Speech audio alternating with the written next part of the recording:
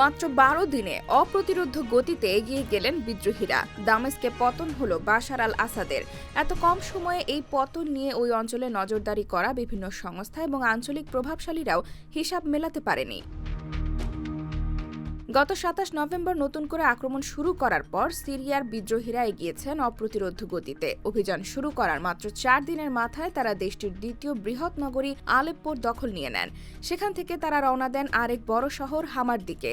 Aleppo দখলের সময় বিদ্রোহীদের তেমন কোনো প্রতিরোধের মুখে পড়তে হয়নি বলে জানিয়েছিল Syrian observatory for human rights. যুক্তরাজ্য ভিত্তিক সংস্থাটি সিরিয়ার গৃহযুদ্ধের ওপর নজর রাখে।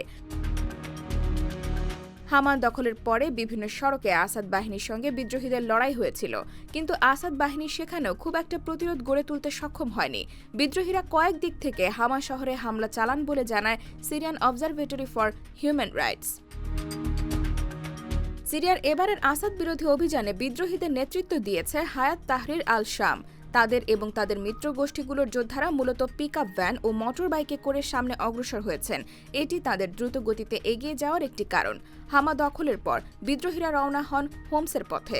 রাজধানী দামেস্কে পৌঁছাতে কৌশলগতভাবে গুরুত্বপূর্ণ শহর হোমস থেকে সিরিয়ার রাজধানী দামেস্কের দূরত্ব মাত্র ১০০ মাইল। ৬ ডিসেম্বর বিদ্রোহীরা প্রায় বিনা বাধায় হোমসের দ্বারপ্রান্তে পৌঁছে যান। তখনই মনে হচ্ছিল আসাদ সরকারের পতন হয়তো আসন্ন। এত কম সময়ে বিদ্রোহীদের দামেস্ক দখলের কারণ ব্যাখ্যা করেছে সিএনএন। তাদের প্রতিবেদন বলছে, এইচটিএস-এর হামলার বিরুদ্ধে আসাদ বাহিনী তেমন কোনো প্রতিরোধী গড়ে তুলতে পারেনি। সিরিয়ার পুলিশ বাহিনী খুব একটা প্রশিক্ষিত নয়, তাই যা হওয়ার তাই হয়েছে। তারা বিদ্রোহীদের দমনে দাঁড়াতেই পারেনি। বিদ্রোহী যোদ্ধারা যখন হামা শহরের কাছে পৌঁছান তখন সিরিয়ার প্রতিরক্ষা মন্ত্রণালয় সেনাবাহিনীকে তাদের প্রতিরক্ষা লাইন অপ্রতিরোধ করতে বলেছিল। পরে সিরিয়ার সেনাবাহিনী থেকে বলা হয় বেসামরিক নাগরিকদের প্রাণ রক্ষার্থে তারা তাদের সেনা প্রত্যাহার করে নিয়েছে। এমন দাবি মেনে নেওয়া বোকামি, বিশেষ করে আসাদ সরকারের পক্ষ থেকে যখন এ ধরনের দাবি করা হয়। সিরিয়ার ১৩ বছরের বেশি সময় ধরে গৃহযুদ্ধ চলছে।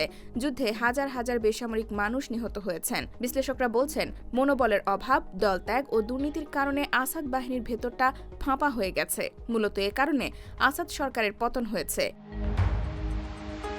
IBTV USA, new York.